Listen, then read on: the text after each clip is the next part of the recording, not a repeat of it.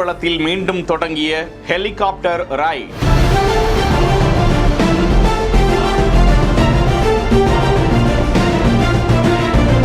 நடுத்தர மக்களின் கனவு. சூப்பரா இருந்துச்சு, பீச்லாம் பார்த்தோம், நல்லா இருந்துச்சு. சோ சென்னையில இந்த மாதிரி ஒரு ஏரோடான் ஹெலி ஸ்டேஷன் இருக்கு. சோ எல்லாருமே வந்து சென்னை பீப்புள்ஸ் வந்து இதை எக்ஸ்பீரியன்ஸ் பண்ணணும்னு நினைக்கிறேன்.